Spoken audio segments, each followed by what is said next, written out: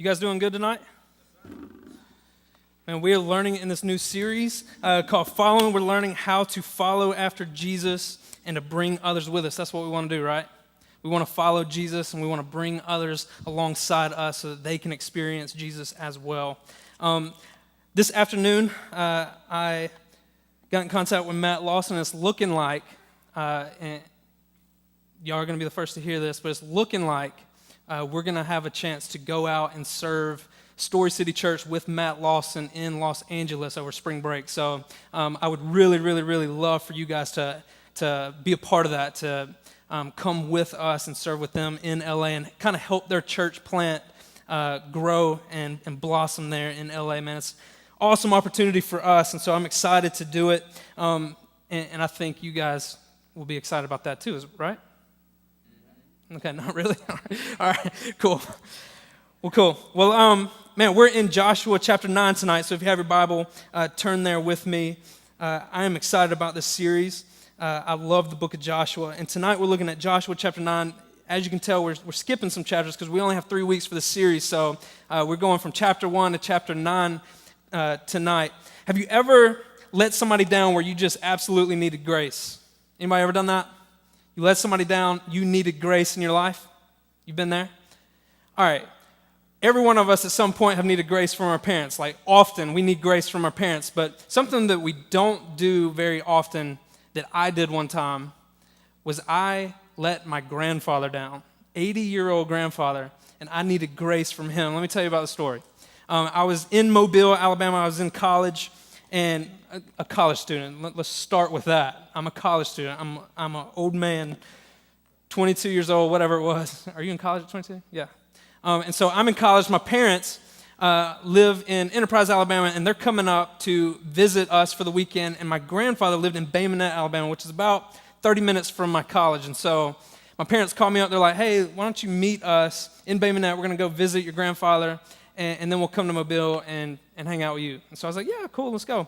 So we go over to my grandfather's house, and there's two things that I remember about my grandfather's house. My entire life, growing up, he was in the same house. There's two things I remember. One is the Barg's root beer. All right, anybody fan of Barg's root beer? No, right? No, Carter, you're my man. All right. So he had his refrigerator stocked full every single time we went over there of Barg's root beer. So anytime I see, smell, taste a root beer, I think of him. Always. He had it full. But the other thing we really liked at his house was his slingshots and his BB guns. All right? He would hand make his slingshots. They were super strong, and they would shoot a super long way. All right? But he also had these BB guns. And so my brother came up to visit with us, and he had just gotten home from Iraq. He was in the Air Force. And so we go outside, and we decide we're going to shoot guns. And I'm going to show him that me, a college student, can shoot better than a guy who's in the military. So we go outside, and we always used to do this. We'd go out to this garden where he had this wooden table set up out here, and he had this like tall, about 5-6 foot PVC pipe that was like a water pipe for the garden. And so we're out there shooting. We set up these cups. We're shooting. And I told you a couple weeks ago, we are super competitive in my family. So we make it a competition. Let's see who can shoot the most cups. I'm not hitting a thing. Not hitting a thing. So my dad comes out and he's like, hey guys, we're leaving in about 5 minutes. I said, okay, cool, we'll come in a second. He goes back inside and I'm like, all right, last chance, here we go. And so I decided to get creative. I pumped that bad boy up. Like the more pumps, the stronger it is. So I'm pumping. I get down on the ground, I do a barrel roll, like I'm rolling on the ground. 22 years old, acting like a kid. I get up on one knee and I say, water pipe. Now here's what you gotta know about this water pipe. The water pipe is made of PVC, but it was covered in this foam protective stuff. But there was like a 1/2-inch gap in the pole. I haven't hit anything all day. So I barrel roll, I get up on one knee, I'm like, water pipe. And not only do I hit the water pipe, but I hit in between that 1/2-inch crack, and the thing shatters, and there's water 15 feet in every direction, just. And so we go in, and all we can find is like this Scotch tape that you'd use on your desk at school or whatever it is. We go get the Scotch tape. We bring out the roll, and we're like wrapping this pole in Scotch tape, trying to stop this water from leaking. And so we stop it for a little while, but it's like coming out of the cracks everywhere. And then all of a sudden it starts bursting again, and we're like, oh my gosh, what are we gonna do? we're in trouble. My dad comes out, he's like, y'all ready to go? And I have to confess. And I walk in and I'm like, I just broke your water pipe. And my 80-year-old grandfather goes outside and gets on his knees and starts working on the pipe, right? And so we had to go to the hardware store. We had to saw it in half. We had to get like this connector. We had to reconnect it. We had to put the foam back on and all this kind of stuff, all because I was stupid. I needed grace that day, right? I needed grace. And here's the deal. Every single one of us, like that's a stupid story, but every single one of us, we need grace. We need grace. All of us need the grace of God. On a regular basis, we are desperate for the grace of God in our life. It's why Paul says in Acts chapter 17, verse 25, he says, it is he himself, it is God himself who gives to all mankind life and breath and everything. That's what Paul says. It is he himself who gives us life, who gives us breath, who gives us everything that we know, everything that we own, everything that we have. It is God who gives it to us. And so that means the reason we breathe is because God allows us to breathe. The reason we get up in the morning is because God, in his grace, allows us to get up in the morning. And if that's true, then the reverse is true as well. To know that God is so in control that the day that he says your life is over, that you're going to stop breathing, you will stop breathing because God is in control and we only live because he is gracious enough to allow us to live. Doesn't that change your perspective a little bit? Doesn't that change the way you look at your day? That I breathe right now. I'm standing up before you right now because God in his grace is allowing me this opportunity to do this. It's his grace. And so we're looking tonight at Joshua chapter 9, and we're going to see a group of people who are desperate for grace. All right, we're going to see a group of people who need the grace of Joshua and the people of Israel because they make a huge, huge mistake. A huge mistake. Here's what happens. I'm going to read this, and then we'll talk about it. Joshua chapter 9, it says this. As soon as all the kings who were beyond the Jordan in the hill country and in the lowland, all along the coast of the great sea toward Lebanon, the Hittites, the Amorites, the Canaanites, the Perizzites, the Hivites, remember that word, the Hivites, and the Jebusites heard of this. They gathered together as one to fight against Joshua and Israel. So these groups are gathering together to fight against Israel. But when the inhabitants of Gibeon heard what Joshua had done to Jericho and to Ai, they on their part acted with cunning, meaning they were crafty, they were smart. They were working to do something clever here. They acted with cunning and went and made ready provisions and took worn-out sacks for their donkeys and wineskins worn out and torn and mended with worn-out patched sandals on their feet and worn-out clothes. And all their provisions were dry and crumbly. And they went to Joshua in the camp of Gilgal and said to him and to the men of Israel, we have come from a distant country and now make a covenant with us.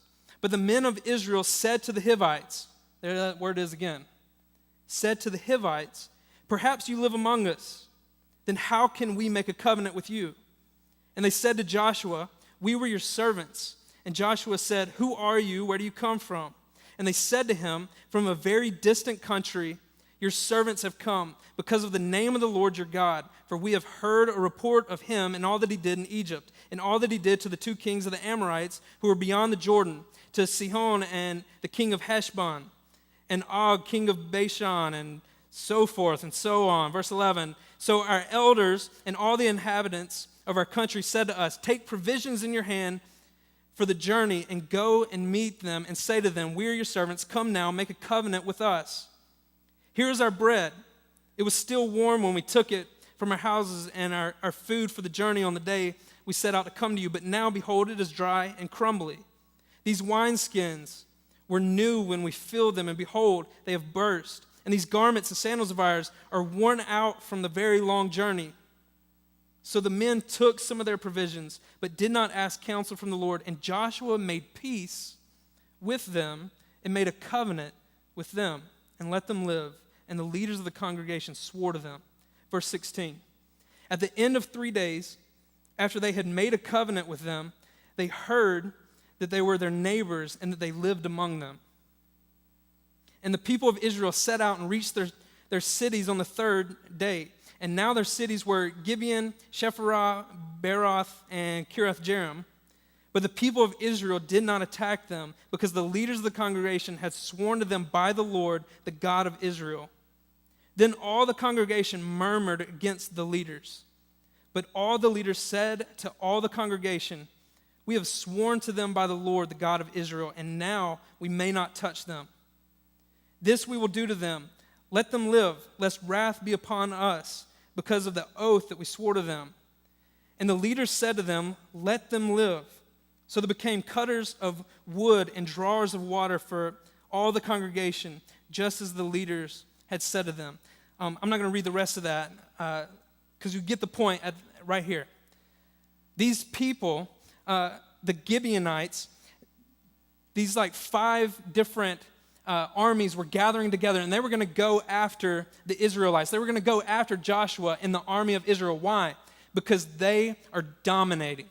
God has led them into the promised land, and it has not been an easy journey. It's been a very difficult journey. These people have come, but they have had to fight for their land. They have had to conquer city after city and king after king and army after army, and they had conquered Jericho, and they had conquered the city of Ai. And so these kings hear all this, and they're like, "Do you realize what's happening? Joshua and Israel and this army, they are big, they are powerful, and we're next. We are next in line to get this. They're about to attack us." And so they gather together and they start to plan to fight. But the Gibeonites, they do something different.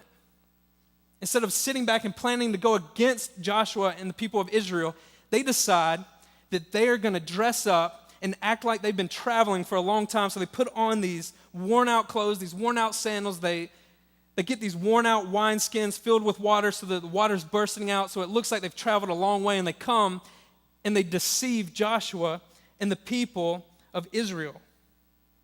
And they say to them, "Hey, we've heard all that you've done. Man, we're just here. We want to serve you, Joshua. We want to serve the people of Israel. We've come on from a long, long way. We've come from a long way. And we just come here. We want to serve you. We've heard that all that you've done. And we want to come. We want to be with you. So can you establish a covenant with us?" Here's what they were looking for. They were coming to Joshua ultimately for salvation. They were coming to Joshua looking for a place of refuge, a place of strength, a place where they were secured, a place where they were safe from destruction. And here's what's interesting about this, is that these people, these Gibeonites, were the enemy. It says that the Hivites, let me find it, verse 7, "The men of Israel said to the Hivites, 'Perhaps you live among us.'" The Hivites were mentioned in the first couple of verses as one of the groups that was gathering to take over Joshua and Israel. And so these were the enemies, and now they've come to Joshua and they've asked for this covenant, and Joshua agrees to it. Joshua agrees to this covenant. Look what it says, verse 15. It says, "And Joshua made peace with them and made a covenant with them. So let them live, and the leaders of the congregation swore to them." So Joshua sets up this covenant with them. He's saying, "Look, you want to be my servants? That's cool.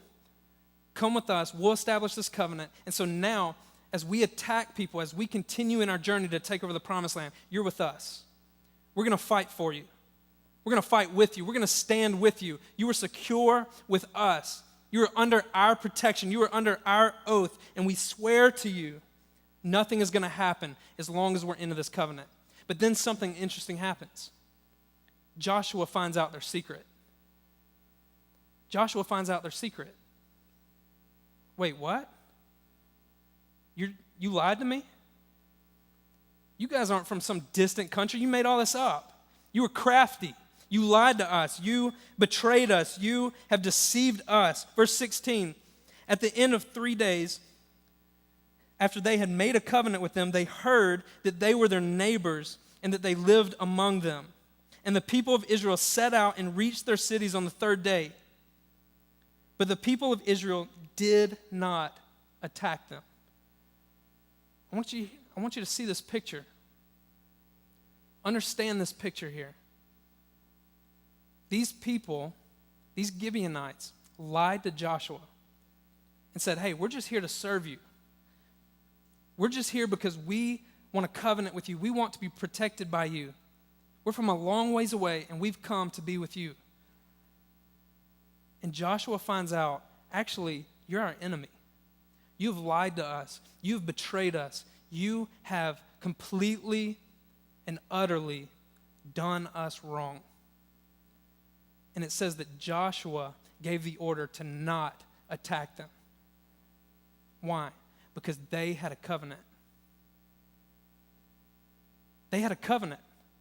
They swore, they made a covenant between God and between these people that no matter what, under any circumstances, we are not going to let you die. We are not going to let you be destroyed because you're with us. And so even though the Gibeonites were enemies of theirs, even though they found out that they lied and betrayed them, they said, look, you are with us. You are going to stand with us. We are going to fight for you. We are going to protect you, and you can cling to us as your refuge and as your strength. And if that weren't enough, listen to what happens in chapter 10, starting in verse 6. The men of Gibeon, all of these kings come together and they rise up. They hear what happened with the Gibeonites and with this covenant. So they go up and they're about to do an all-out blitz on the Gibeonites, and they're about to attack them and kill them. So verse 6 of chapter 10, the men of Gibeon sent to Joshua at the camp of Gilgal, saying, do not relax your hand from the servants. Come up to us quickly and save us and help us, for all the kings of the Amorites who dwell in the hill country are gathered against us. So Joshua went up from Gilgal, he and all the people of war with them, and all the mighty men of valor. And the Lord said to Joshua, do not fear them, for I have given them into your hands. Not a man of them shall stand before you. So Joshua came upon them suddenly, having marched up all night from Gilgal, and the Lord threw them into a panic before Israel, who struck them with a great blow at Gibeon and chased them away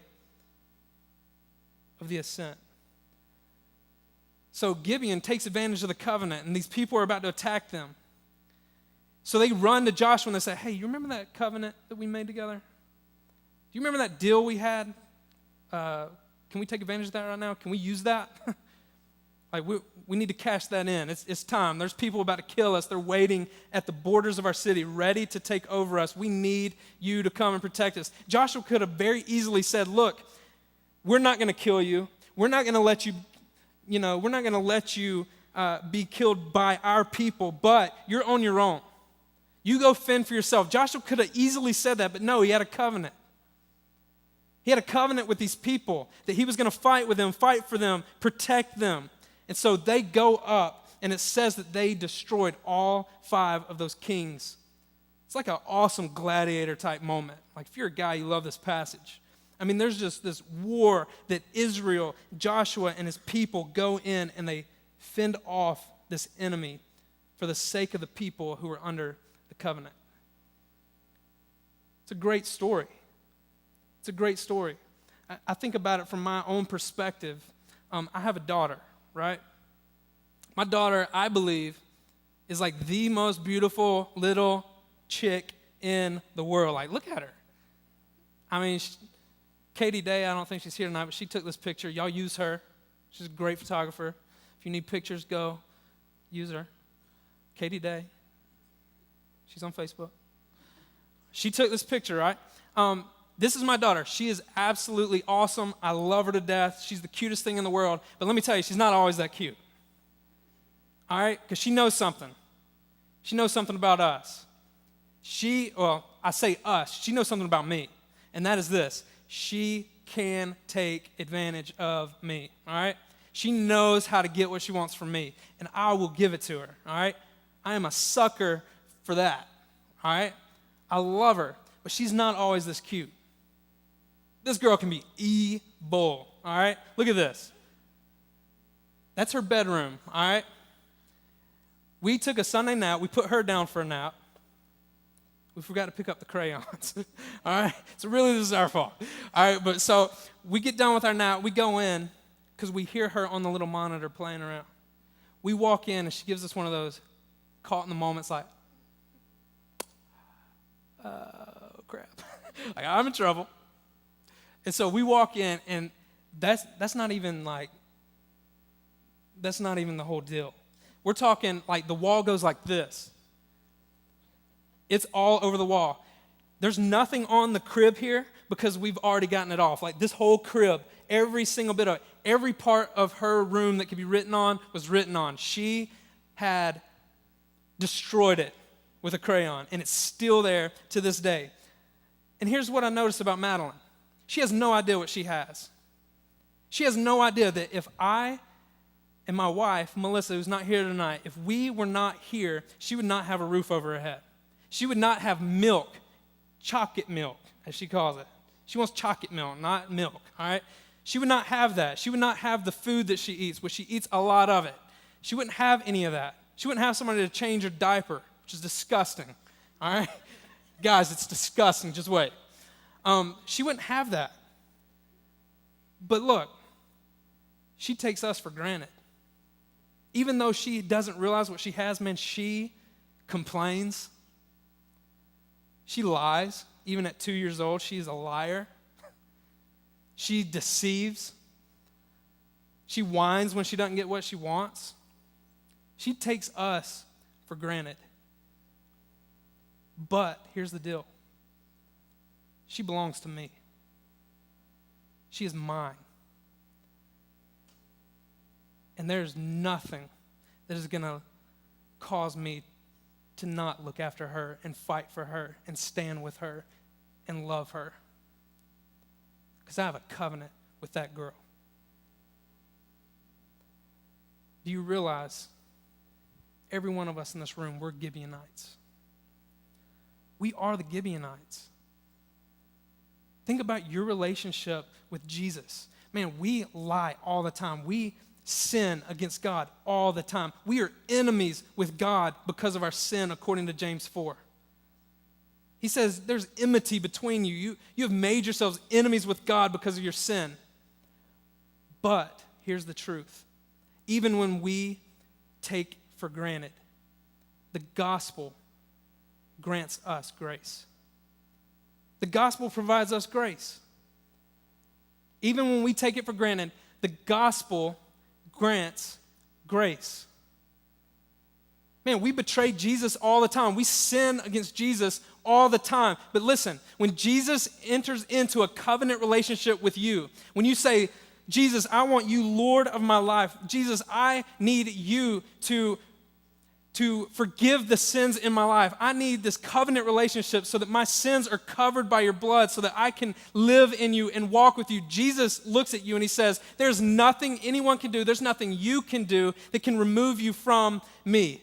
There's nothing you can do that can cause me to not love you anymore. We are in this covenant together. I'm going to stand with you. I'm going to fight for you. This is Jesus. And it's interesting because Joshua is the word Jehoshua, which if you translate Jesus into the Hebrew, it would be that same word, and it literally means Yahweh is salvation. Man, Jesus is our salvation. He is our refuge. He is our strength. And Jesus is ready to stand and fight for you. So here's what that looks like.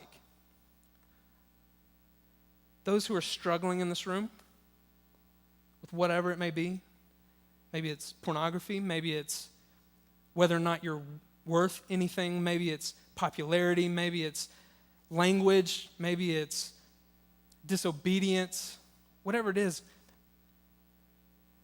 Jesus wants to fight for you, and Jesus wants to fight with you. And you say, man, I've got this sin in my life, and I can't seem to let it go. I can't seem to get rid of it. Man, Jesus wants to fight for you. And man, when Jesus enters into a covenant relationship with you, I'm telling you, he grants grace. He grants grace and he allows us to grow in him.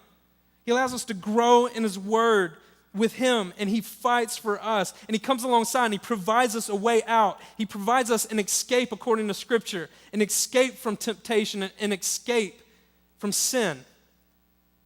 And he did it through his life and through his death and through the resurrection. Man, we have Jesus, the true Joshua, who we can go to and enter into a covenant with, and maybe you're here tonight and you don't have that. Maybe you are having trouble overcoming sin in your life because you don't have that covenant with Jesus. You don't have that relationship. Tonight, that needs to change. Tonight, you feel the Spirit of God saying, man, I need that. I want this Jesus. I want this covenant relationship with him because I need somebody to protect me. I need somebody to look over me. I need someone who I can cling to and look to and grow with. And you can have that in Jesus. But now let's take this. If Jesus is gracious to us, if Jesus grants us grace, even though we betray him and even though we sin against him, what would it look like if we became a people who showed that type of grace to the people around us? I think there's a lot of people that would love to come to church, but they won't come to church because people in the church reject them. We always want to talk about, hey, we're going to be missional. We want to minister to messy people, and then messy people walk in. And they sit in the back, and nobody ever says a word to them. What would happen if every single one of us showed grace to people like Jesus showed us? Man, we need to fight for our city. We need to fight for our campus. And here's the deal. Sometimes they're gonna fight against us. They're not gonna agree with us. They're gonna do things to try and get us removed. I've already had that happen on KSU's campus. I've been told you can't do Bible studies in dorms. Are you kidding me? But listen, even though they may try to fight against you, we've got to fight for them. Because that's what Jesus does for us. That's what Jesus does for us.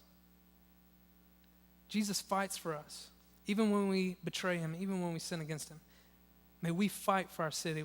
May we fight for our campus so that people around us may hear the gospel and be drawn to the church and be drawn ultimately to Jesus Christ. Let's pray.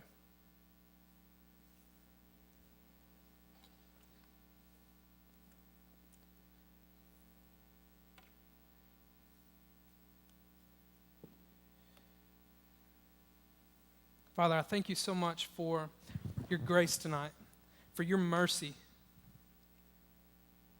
God, you know I need it. I need your grace daily. I need your forgiveness daily. I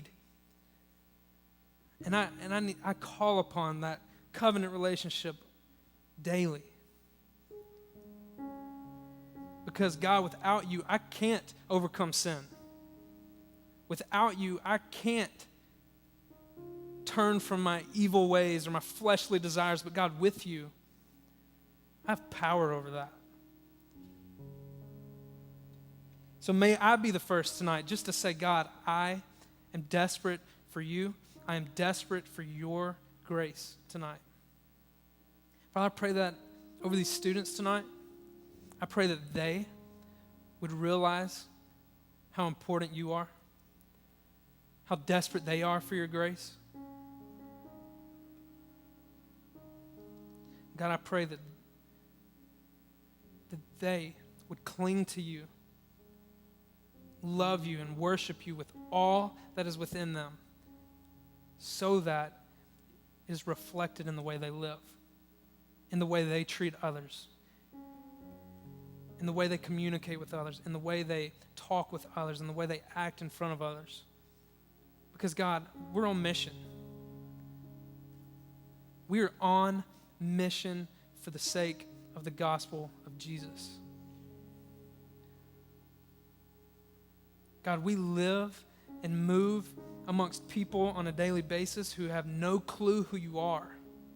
They may have heard your name, they may have heard things about you, but they're confused and they don't know really what you've done and who you are and who they can be in you. So God, may we be the ones who take that message from here to our campus. May we be the ones who take it into the city and fight for the city and worship you and invite people to church so that they may hear the gospel.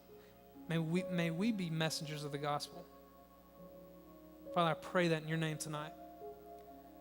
Amen.